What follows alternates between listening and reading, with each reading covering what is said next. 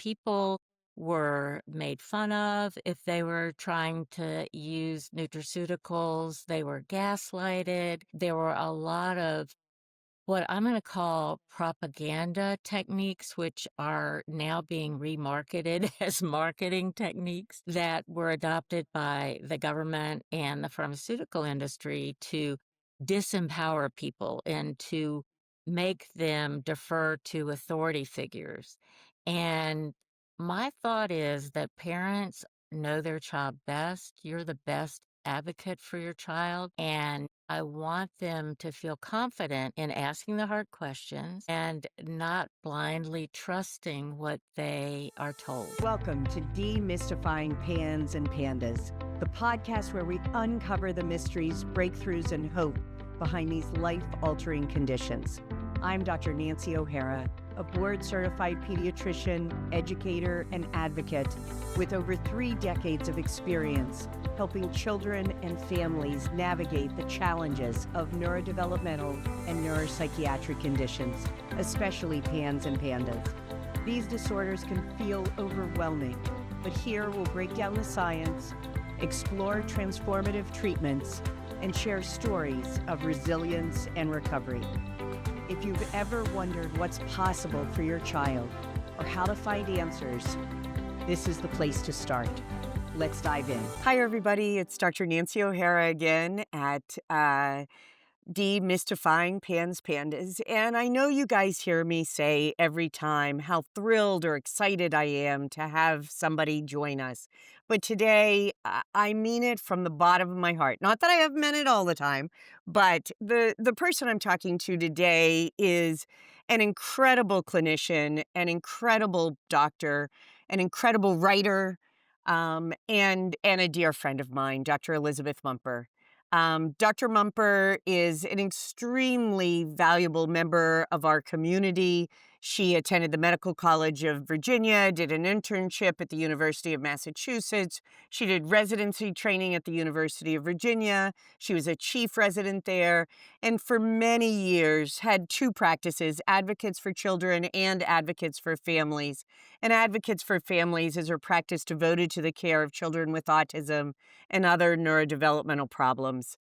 She's been in clinical practice for many, many years and won numerous awards, including the Miracle Maker in Central Virginia, Woman of the Year in Health and Sciences, and in several Inspiring Change Awards from the Mind Foundation in Australia, as well as a Lifetime Achievement Award from the Frontline COVID Critical Care Alliance. She's written many book chapters about allergy, immunology, behavior, development, and she's just recently published a book, Kids in COVID, helping us to understand the costly mistakes that must never happen again. And it came out in May of this year, 2025. She has lots of interest in the medical problems of children with autism and other neurodevelopmental problems, and she's just an amazing person. So, Liz, thank you for joining me. Thank you for making me sound so great, Nancy. I appreciate that. Well, you're just not your best advocate, Liz. I got to tell you, you are an incredible doctor, an incredible writer, and I have to say, your knowledge base in everything that our country, our world, and particularly our children went through with COVID is really unmatched. And I don't, people will be thinking, oh, COVID, that's over. Why do we have to talk about it again?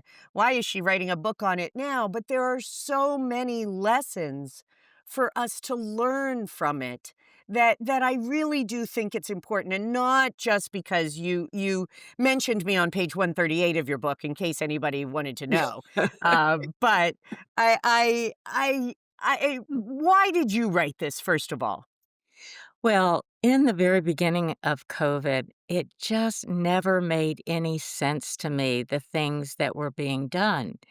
I am not an epidemiologist, I'm a clinician, but it never made any sense to me to, with a respiratory virus, to shut down a healthy population. And even without looking into it, I thought to myself, coronaviruses, a lot of the cold viruses kids get are coronaviruses. I bet you they have some cross reactive immunity. And then the other thing I thought about was, kids are pretty good with innate immunity.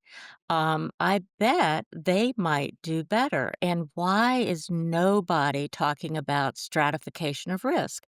Which would basically mean that if you're 85 years old and you've had 3 heart attacks and you've got hypertension and diabetes, you're probably at more risk than a toddler who's already had a couple of coronavirus infections, has good vitamin D and vitamin C levels, hopefully, and will probably weather the storm. Early on, I was a little bit worried about infants because, with RSV and other respiratory illnesses, especially in the first few months of life, infants do have small airways and sometimes they do get compromised airways and trouble breathing. But the first few kids I had with COVID just breezed through it. And honestly, the way I identified that they had COVID was that their brother or sister had it, and I was just testing them, and they seemed pretty good. One of them had a little pink eye, the other one had a little runny nose, but they really were not sick. So, I am very interested in child development, as are you, and I started thinking about the impact of closing schools as one example. So, for many children who are socioeconomically disadvantaged, school is the place where they have a teacher that tells them, "You did good. I believe in you. You're getting this. You're learning." They may come from a situation where they live in poverty or there's domestic abuse or even child abuse. And all of a sudden, all the sort of checks and balances on that were gone. The kids that got their best meal of the day, although one could argue that there's a huge amount of room for improving child lunches in schools. At least they were getting some calories in, and then all of a sudden they were left in these poverty-stricken families to maybe not get enough to eat. And to the extent that a school community can serve as a place where child abuse or neglect is identified, all of a sudden that wasn't happening. But even children who weren't neglected or abused previous to the pandemic, I wondered about this idea of locking them in the house with their parents who were so stressed from losing their job, having to wear masks, wondering about having to take these new injections, and all these outside stressors that come when people are. Um, Sent away from their support network. That does not make for ideal parenting. And caring for children and toddlers is exhausting when you do it 24/7. So there were just so many things about the public health measures that I thought would be harmful to kids. And I use the analogy in the book about being a Cassandra. You remember that Cassandra was the Yeah. Greek goddess who could foresee the future, but nobody would listen to her. She couldn't do anything to change it. So I spent the years of the pandemic, sort of ticking off all the things that I was worried about that were coming true. And I want that never to happen to another child. I don't want healthy adolescents missing their prom or missing being able to play on the soccer team because of a similar pandemic. I don't want babies to start seeing faces that have masks on them, and it is so confusing for them when they're trying to learn emotional regulation with the next pandemic. And I don't want toddlers and elementary school kids to be off the playgrounds. They need to be outside. So, the goal of the book, we can't do much about what happened in COVID, but we have to learn from the mistakes. And we have to have the grassroots learn. We have to have the parents learn. It's not just a matter of the health professionals or the government officials learning. It has to be a grassroots movement of never letting this happen again. Yeah. And I so love the way you wrote about it in the book. I mean, so many of the chapters you have questions at the end, food Mhm. for thought. It's a lot about asking people to be curious, to ask these questions, which you and I in functional or root cause medicine, we're used to doing things that way, but it's asking everybody to do that. So just let me ask you a couple of questions because I think from just listening to you these first couple of minutes, I hear some of my parents going, "Yeah, but okay, so my father is 85, obese, has diabetes, has heart disease, and he doesn't live with us, but I'm worried about us being out and about and exposing him." So how would you answer that person? I isolated my kids because I wanted them to be able to be with my parents. What do you say to that? I think that's very altruistic and a very noble goal. But when you look at the cold hard science, and this science came out relatively early in the pandemic, children really were not the vectors of illness that people had supposed they might be. They were not like typhoid Mary. And it is true that coronavirus was pretty contagious because eventually everybody on the planet pretty much got it, except for perhaps a few that had lingering antibodies from the SARS outbreak in 2002. But the kids really weren't that much of a risk for the adults. The biggest risk factor in adults was really the adults' comorbidities. And so Yeah. I am more worried about that grandfather you mentioned with all his comorbidities. But it is really unlikely that the grandchildren would be the ones that were responsible for him getting sick. Yeah. And I think that goes to the whole idea of the hygiene Mhm. hypothesis. And although I know the practitioners that are on understand what that is, maybe you could explain that a little bit more because you talk about research by Bach and others about the role of the hygiene hypothesis, and you even mentioned Sweden that did it very differently. So could you talk about those two a little bit? Yeah, well, in one of my lectures early on in COVID, one of my first questions I posed to the audience is, how can a child eat dirt when they have a mask on? And it's basically this idea that I want my patients to be digging in the dirt and making mud pies and playing outside and running barefoot in the sand or on the grass so that they get that wonderful grounding. Because people in cultures that have a lot of contact with dirt tend to have less autoimmune disease and less allergies. And kids that grow up on farms where they're feeding the chickens and slopping the pig pen tend to also have less allergies and less autoimmune illness. So we are a part of our world in many, many ways. And we are meant to live in compatibility with the dirt and the animals and our microbes.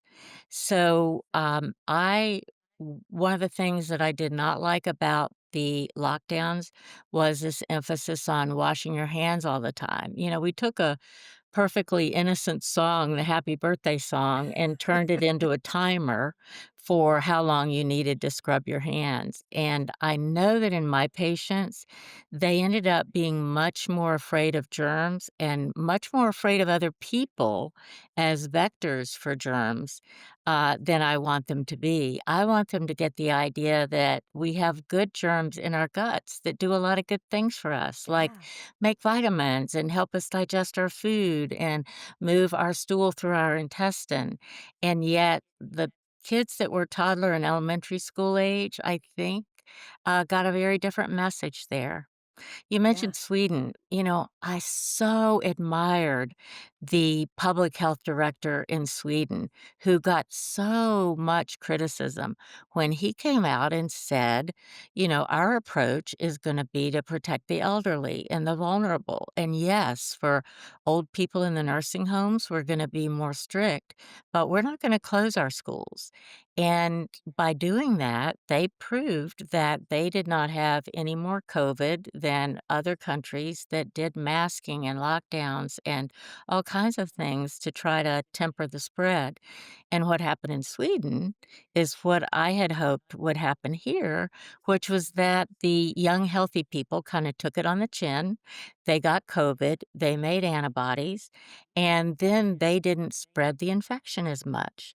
It was brilliant. And when they actually looked scientifically at their school cases for both children and teachers, they did not have more COVID deaths in their kids or their teachers than a lot of the other countries who had tried to institute these very draconian methods. In fact, they did much better. Um, it's very ironic that the rest of the world followed the United States because we literally had about the worst statistics in the world for morbidity and mortality, despite the fact that we spend more money than other developed nations. So I really regret that other places like Australia and Europe and Africa were pressured to take advice and follow our lead because we really got it quite wrong. Yeah. Yeah. And you've mentioned masks a couple of times, and I know you mentioned masks in little babies, but we also know that in the children with autism that we take care of, their face identity recognition, you mentioned a study by Weigelt, I mean, and there are several of them that talk about the problems with masks specifically in that population. Can you talk about that a little bit more too? Yeah, so kids with autism don't look in our eyes as much as other children do. And they tend to look at the mouth. And whether that's part of them trying to process the language that we're saying or what all the reasons are, I'm not sure about that. But it was very disorienting to them to have the part of the face that they look to for the most clues about how the adults around them or the kids around them are feeling. It was all covered up. And as you know, many kids with autism have difficulty with identifying emotions. And so now we're going to take away more than half of their input on that and expect them to know when we're getting annoyed with them or when we're really happy at something that they did. So masking was just a disaster in that population. And, that's not even taking into account the fact that most of the epidemiologic studies showed that masking did not really help stop the spread. There are a Yeah. number of reasons for that. One is that a lot of kids didn't wear the mask correctly. They'd wear it over their mouth, but not over their Or nose. adults for that matter. Or adults for that matter, or they'd loop it under their chin in between, but, the fact is that this particular virus was so tiny that the typical cloth mask in particular or surgical mask did not really stop the particles from going through. And most of the studies that looked at why masks might be helpful were looking at sort of models where they looked at how many particles came out of a sneeze, for example. But with a very infectious virus like coronavirus, you don't have to get, you know, billions and billions of particles. You can be infected with far fewer. Yeah. So, masking was tough on kids, and some kids, they said they couldn't breathe when they had the masks on, especially the kids that had asthma or reactive airway disease. They would really feel stifled by them. I Yeah. hope we Or don't go back anxiety. in. Or anxiety was huge, yes. Yeah. Yes. Yeah. And speaking about that, you talk a lot about the mental health issues. You've mentioned some of them just by the stress of being locked down, the stress of not being able to be with loved ones, the stress of losing jobs. But there were many other mental health issues associated with COVID. And I sort of want to talk about it because this is demystifying pandas a little bit in COVID and PANS and COVID and MISC. So can you talk about both of those a little bit more too? Yeah, I'll definitely tie it in with pans. So, among the many mental health issues was a steep rise in suicide that happened very shortly after the pandemic began, and was thought initially to be related to people being closed off from their peer groups or their loved ones. But I think we have to think about another intriguing possibility, and that is that we know that one of the things that spike protein does to people is it crosses the blood-brain barrier. In fact, they deliberately, when they made the so-called vaccine, which I think of as a gene therapy product, they deliberately enclosed the spike in a lipid nanoparticle, a fatty particle that would surround it and allow it to cross membranes. Every cell in our body has a double layered membrane, and lipid nanoparticles were originally developed to try to get medications into the central nervous system, like for people that had brain cancer. So, both with COVID, the illness, and COVID, the vaccine, I worried about brain inflammation just because you and I have been treating brain inflammation for almost 30 years now or more, and it's always at top of mind. So, here's a postulation, was one of the things that happened in COVID that people who presented with mental health issues, and we saw psychosis, we saw anxiety, we saw depression, we saw suicidality, we saw hallucinations, how much of that might have been a PANS type pediatric autoimmune neurologic manifestation. And Yeah. I've not seen a great study on that. Maybe you have, but I certainly suspect that that might be the case. Yeah, and there are several case studies, and you present several case studies in your book also, on different disabilities that people have had from the COVID injection, from COVID itself. There's 3 whole pages of different studies on this, but we saw the same case studies, in PANS and COVID. The other thing, whether it be the spike protein or some other way, I think that COVID reactivated other dormant viruses. We've seen more EBV, CMV, and also, especially in our area of the country, tick-borne diseases. Of So I course. think there definitely are articles that have been written on the increased rate, and incidence of Bartonella and Babesia, particularly since, COVID. I think they're related. I think this reactivation is part of it. Mhm. And definitely the neuroinflammation, is key to what these kids are going through. And we have several studies that have been published where kids got admitted to psych hospitals for severe psychosis, got tested for COVID, which they didn't even know they had, Mhm. um, and got IVIG or monoclonal antibodies because they were hospitalized and had COVID, and their anxiety and psychosis went away. They're not true and unrelated. Those facts are very related. So, I totally agree with you. And the other thing we saw was reactivation of herpes viruses where people would get yeah, shingles or have a chickenpox type rash. So I think that you're really onto something there. And the MISC, for people that may not know, is a multi-system inflammatory syndrome in children, which is what they eventually called the pretty rare, honestly, situation in which kids ended up in an ICU because they did not do well with COVID. yeah, yeah. But all of them are inflammatory, neuroinflammatory reactions, correct? Right.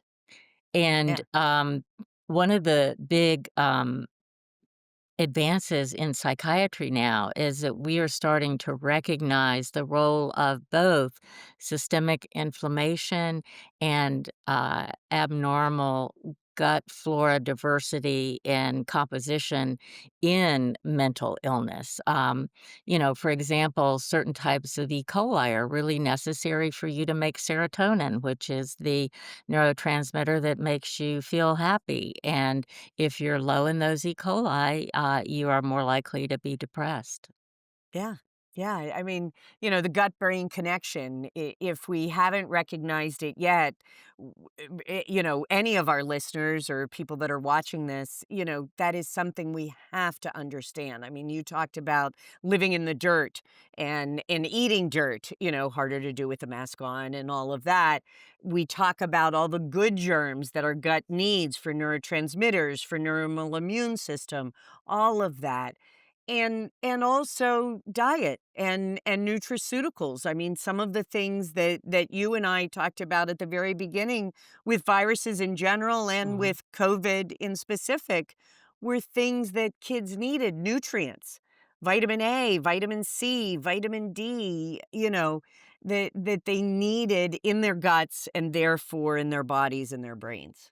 I remember very clearly in the middle of March back in 2020, our hospital had a big meeting of all the medical staff in order to sort of make a plan for how they were going to handle this huge influx of patients, which ironically didn't really happen that spring. And we ended up with like a ghost town hospital, at least in my city for a while. But even then, I had read some research out of China about the value of vitamin C. And you and I are Yeah. both big vitamin C proponents. Our colleague Paul Merrick was the one who did the seminal work on the use of IV vitamin C for sepsis, and he was able to show that it cut the mortality rate more than by half. We're both followers of Sid Baker, who was a follower of Linus Pauling, who talked about the extraordinary value of vitamin C as a master antioxidant. And so I went to the microphone and suggested that that's something that we should look at. And it was never done in our hospital. And, physicians weren't really telling people to take vitamin C or to keep their vitamin D levels up, even though one of the papers that came out suggested that people that had a vitamin D above 50 rarely did badly with COVID. Yeah. So I felt like the older I get and the longer I do this, you and I both kind of go back to basics. Yeah. And the basics were never emphasized. Yeah. The advice to stay home till your lips turn blue and then go to the ER when you were an extremist never made any sense to me. I really thought we should be working on prevention. Yeah. Pediatricians, that's supposed to be a big part of what we do.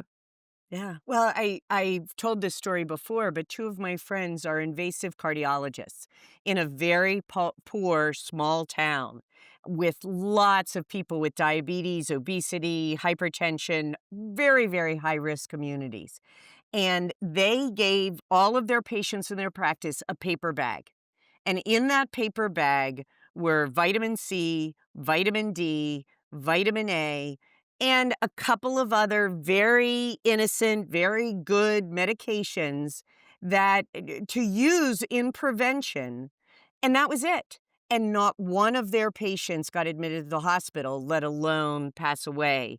And yet, their paper that they wrote about their experience was removed from publication right away, as we know many were, because it was misinformation. So I think Yeah. the biggest thing I get from your book is the cautionary tale is that this isn't a depressing book. This is a book that really asks you questions and asks you as the reader, the listener, the parent, the practitioner to be curious, to really think about what's behind stuff and what we can do about it on an individual basis, not just a societal basis. So, I really wanted to empower parents. And, one of my messages is you really can't trust what the government spokespeople are saying, and you can't necessarily trust what your newscasters are saying because there's so much interference from special interests that profit from people being sick. And parents have amazingly good instincts. Mothers, particularly, have this evolutionary superpower, really, where they know their child the best and they have a gut instinct about how to protect them. And people were made fun of if they were trying to use nutraceuticals, they were gaslighted. There were a lot of what I'm gonna call propaganda techniques, which are now being remarketed as marketing techniques that were adopted by the government and the pharmaceutical industry to disempower people and to make them defer to authority figures. And my thought is that parents know their child best. You're the best advocate for your child. And I want them to feel confident in asking the hard questions and not blindly trusting what they are told. Yeah. And I think that's a good lesson also for things we've heard in the news recently. Uh-huh. And I would like you to address, because I've addressed with my own mentees and members and patients, let's look at the science. Let's not look at the messenger. Let's not look at the politics. Let's not look at, TikTok or even Instagram. Let's look at the science. And I'm talking about what recently was discussed about acetaminophen. So, do you want to address that in any way, Liz? Yeah. So I was very happy with the press conference, particularly the part where Secretary Kennedy and Dr. Bhattacharya and Dr. Makari talked about their decisions about warning labels on acetaminophen. Now, I looked back at this, and Nancy, you and I have known about this since about 2003, 2004, I think, is when we were first talking about it at the Autism Research Institute. And there was some very compelling correlational research then about a higher risk with acetaminophen. So we now have flushed out that science pretty well. One of the things that impacts it is that many children with autism have a difficulty with their sulfation pathways. Sulfation is one of 6 or 8 or 10 or 12 ways that you can detoxify. And there's a particular enzyme called phenyl sulfur transferase that helps kids detoxify acetaminophen as well as salicylates and dyes. And as many as 85 to 90% of kids with autism just don't do this well. And that's why a lot of the therapies you and I have used over the years include ways to improve the sulfation pathway from something as simple as rubbing mag sulfate onto the skin to telling kids to eat more onions and garlic and fennel because that's nature's way of helping sulfation. So we know that the kids that are impaired cannot detoxify acetaminophen into the appropriate um, metabolites, breakdown products. So some kids with autism, especially if they were told to give acetamin right before and right after their vaccinations, at a time when their mitochondria are going to be stressed, were not able to break it down appropriately. And we have to wonder about how many of the mothers of those children with autism also had difficulty with sulfation and were ending up with a toxic metabolite that their fetus was exposed to. We know that that toxic metabolite has been identified in fetuses. Another Yeah. thing that happens in pregnancy as well as in autism is lower levels of glutathione. And you and I love glutathione. It's, the master antioxidant. It helps with your gut lining, it helps with your immune system, it helps your mitochondria. But it's also like the gateway to detoxification pathways. And pregnant women typically have about a 30% depletion in their glutathione status during the pregnancy. And then acetaminophen depletes glutathione by about 30% also. So all of a sudden, you are giving acetaminophen, which is very dependent on a downstream process from glutathione, and the mothers and the babies are not well equipped to take care of that. The other thing I want to raise, though, is that I don't think President Trump looked at the nuances of this very well because I worry that some people might have thought that he was saying if everybody, you know, follows this recommendation and quits taking acetaminophen or Tylenol, we're going to be able to wipe out the causes of autism. And nothing could be further from the truth. It is one of many environmental exposures that we need to be concerned about. So I do think that it's really important. And I'm sorry that the message hasn't gotten out in the last 20 plus years. I bet you have had almost as many calls and messages as I, or not more, saying, Yes. you know, what's the story on acetaminophen? You know, friends and relatives are coming out of the woodwork to ask about Yep. that. So it is one part of the exposome. I love the fact that Jay Bhattacharya used that word. The Yeah. exposome is all of the stuff that our children are exposed to, air pollution, heavy metals, viruses, tick-borne illness, ultra-processed foods, the list goes on and on, glyphosate. So there are many pathways to get to autism, and that's why you and I often say that it's not autism, it's autisms with an S, Yeah. with many Yeah. ways to get to that final Yeah. state. And I wanna mention that a couple of things along those lines, our kids that are genetically susceptible to PANS PANDAS may also have some of these same detoxification, sulfation defects, and others may too. It may not just be our children with autism. They may be our canaries. As people who've listened to this podcast know, I always say, I grew up in West Virginia. We sent canaries into the coal mine. If the canaries died, the mine was too toxic. That's part of that expososome that all of us are exposed to. It's just our kids with autism may be more genetically susceptible to it. And I Also, go ahead. I was just gonna say the other common sort of genetic susceptibility in terms of looking at their single nucleotide polymorphisms is the PANS children and the children that are destined to have autism tend to have problems with their inflammatory pathways Yeah, and their ability to regulate inflammation so that you can get an acute inflammation, which is actually helpful for healing. Um, which is great, but you don't want to go into chronic inflammation.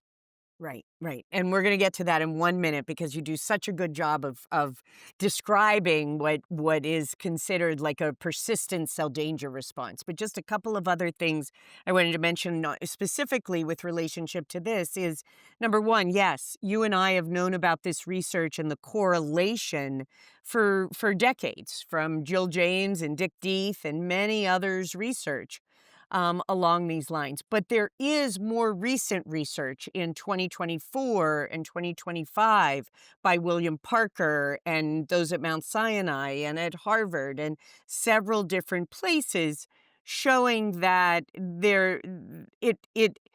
it may well be because of glutathione and sulfation and other issues, much more than just a correlation. So I caution people, we're not saying this to increase anybody's guilt from past Tylenol taking, but at the same time, I would like people to be more curious Mhm.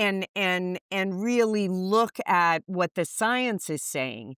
To that end, I will be talking with Dr. William Parker, who has done a lot of this research, and I think all of this again, as Liz said, helping each of us to be our own investigators and to understand it.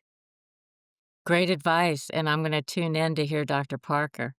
Okay. And then you mentioned the mitochondria, just for our parents out there that might not understand it, or even some of our practitioners who forgot their biochemistry and everything else. The mitochondria are the most sensitive parts of all of our cells of our body, and they are affected by so many things. Toxins, medications, including acetaminophen, but others, Risperdal, valproate.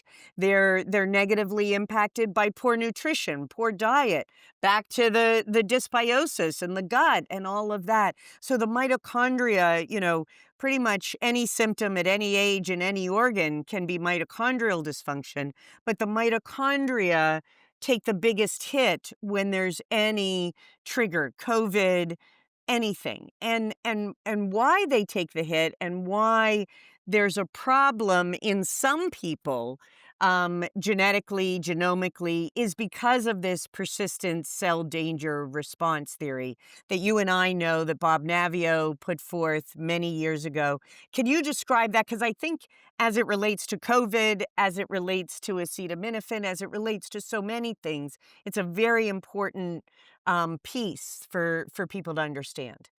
Yeah, well, the cell danger response is a radically different way of looking at chronic illness from a typical medical model that relies on pharmaceutical agents to treat particular symptoms associated with chronic illness.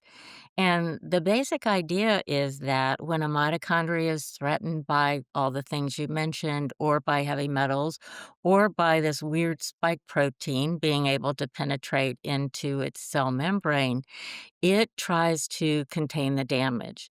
And we think of the mitochondria as the powerhouses of the cell, which is certainly true, but really their responsibilities are so much more wide than that and have a lot to do with cellular messaging and regulation of the immune system, for example. So when they realize that they've been invaded, they tend to batten down the hatches, they stiffen their membranes, they send out little messages to their friend, their mitochondrial friends, and it's so weird to think that there may be, like, 10,000 mitochondrial friends in the heart of in every cell in the heart, but they say, "Watch out, stay away, something's bad, don't come here," and then to oversimplify, they squirt out bleach to try to kill the invader, and you can very much get locked down in this cell defense mode. And you tease me a lot about my love of University of Virginia basketball, which is famous for playing a suffocating defense. And my analogy is that, yes, they are great at playing defense, but if they can't shoot baskets, they're not going to win games. And the same is true for the cell. If it gets locked in this totally defensive posture, it quits making proteins. It quits sending out messages about how to advise certain immune cells to do their various jobs. And one of the things that was very interesting in COVID is the idea of the mitochondrial cells that need to commit suicide in order to save the organism. And so there's this very tightly regulated process called apoptosis, where when a cell has outlived its usefulness, it, essentially kills itself in order for the rest of the organism to thrive. And one of the therapeutic options for people that have long COVID is to potentially try to work with that process so that once a spike is trapped inside a cell, is there a way to kill that cell and therefore kill that spike in order to help the total organism thrive? And so that's an interesting area that we need to look at. But when you think about the symptoms of long COVID, which is disabling fatigue. People who are CEOs of big companies who can't get out of bed, or a mother with 4 children who used to, be the room mother to the school and take care of her kids and, do her home cooking and bake her own bread, and all of a sudden she can't get out of bed. That is mitochondrial disease until proven otherwise. And I think that spike protein was a terrible mitochondrial stressor, and I think that the spike protein produced in response to the genetic instructions from the injections was a severe mitochondrial stressor. So we have to do things to restore the integrity of the cell so that the mitochondrial think it's safe to go do their work again, which is basically running every cell in your body. Does that make Right. sense? Yeah, and that's basically going back to, well, how do we do that? Well, we do that with good nutrients. Do that with good exercise. We do that, and Bob Navio and others, Pax Medica, are looking for other agents that may turn the switch, this purinergic switch that may turn off this persistent cell danger response. But in the meantime, we just have to do everything we can to, whether it be in COVID or with other insults, viral or toxic or whatever they may be, we have to do everything we can to support our bodies to be able to manage this. Right? Yeah, mitochondria need vitamin C, for example, as part Yeah. of the process where it goes from complex 1 down to complex 5. Mitochondria need B vitamins. Riboflavin and niacin, in particular, are very important. They need oxygen, which is one Yeah. reason why I'm so excited about the prospect of using hyperbaric oxygen, which is basically oxygen under pressure, to help mitochondrial function in a wide variety of illnesses where that might be an issue. Yeah. CoQ10, otherwise known as ubiquinol, is something that people can take to support their mitochondria. And something we've been using in kids with autism for a long time, L-carnitine, is essentially like a food for the mitochondria. So just because you've got this very disabling fatigue and some people might say, well, I don't really know why you have that. A good bet would be to start supporting your mitochondria as the one of the first ways to start feeling better. Yeah, and I think this is true not just in long COVID, but any chronic fatigue, Mhm. long tick-borne disease, chronic Lyme, ALS, autism, so many different disorders. Learning about this persistent cell danger response and learning how to feed the mitochondria well also helps to decrease the inflammation Mhm. and the persistent, immune issues that many of these people may have. I agree. So again, it's in the book. It page 267 for anybody who just wants to go by the pages. I want to list one other thing from your book that I found so fascinating, and I think this again has other projections into what we go through with other diseases, and that's deaths due to COVID, which there were many and horrible, but deaths that were listed as COVID that may have been incidental to COVID. And I think that's an important distinction. And I didn't want to forget about that as we're talking. Could you just mention what you meant by that in the book and for other diseases too? Yeah, so hospitals were incentivized to do COVID testing on everybody that came in, and they would get more money for COVID hospitalizations. And kids that may have broken their arms or had a bike accident would test positive for COVID and didn't necessarily have any symptoms. And we know that some of those were false positives. But when people were filling out death certificates, rather than listing, myocardial infarction secondary to heart disease with diabetes, they would essentially upcode the COVID to be higher on the list. And COVID was perhaps one of the triggers or one of the complicating elements, but it really shouldn't have been listed as the primary cause.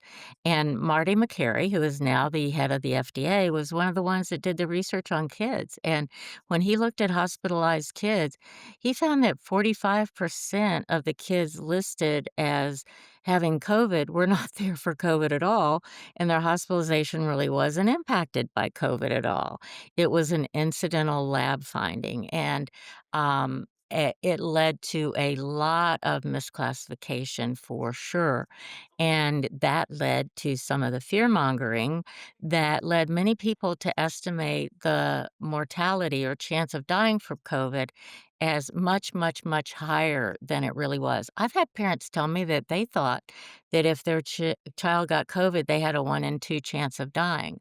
Well, the closer statistic is somewhere between 1 in 1.7 to 1 in 2.5 million. And those were typically kids who had something horrible like cancer or immune dysregulation as an underlying cause, not healthy children. In fact, it was impossible at the time Dr. McCary did his study for him to find a healthy child who died of COVID. Yeah, I mean, your book has a lovely little graph in it that there was a 99.9987 Mhm. survival rate in children, 99.9987. I mean, I often say there's a 99.99% chance of, it being that's just astronomically low. And I get it.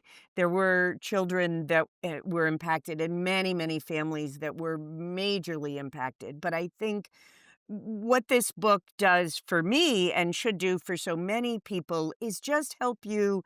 It's an easy read. I obviously reread it again this weekend, my second read. But it's a way to really just get yourself in that mindset of asking questions so that people are really thinking when the next disease, because there are many of them, there are viruses coming down the pike every day, and we hope we never have another pandemic.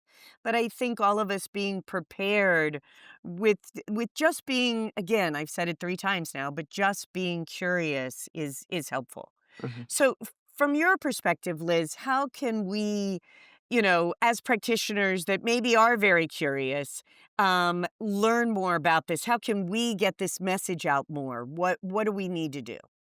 Well, as you know, you and I are very invested in the educational content at the Medical Academy of Pediatric Special Needs. And honestly, I think that is the place where this type of medicine is taught. That's where we're taught to think about root cause. That's where we teach how to think of your patients on a cellular level and not as an organ system, like having a heart problem or a kidney problem or a brain problem.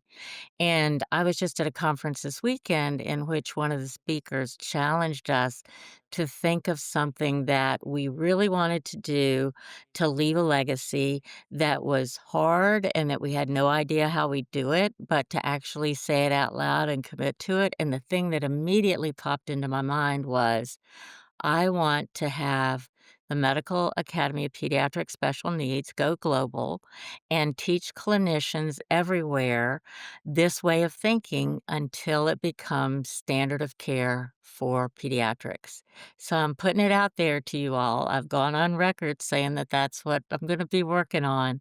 And fortunately, I've got amazing colleagues to help me on that path. Yeah. It's a great organization, and to learn more about that, it's medmaps.org, medmaps.org.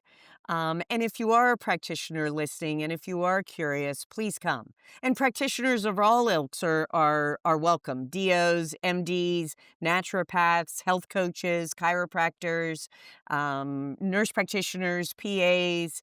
Who am I forgetting, Liz? I always forget one group. If I forgot you, you're welcome too. Yes. Therapists, nutritionists, dietitians. I just, People with you some know, kind of diploma on their wall. That's a good way to put yeah. it.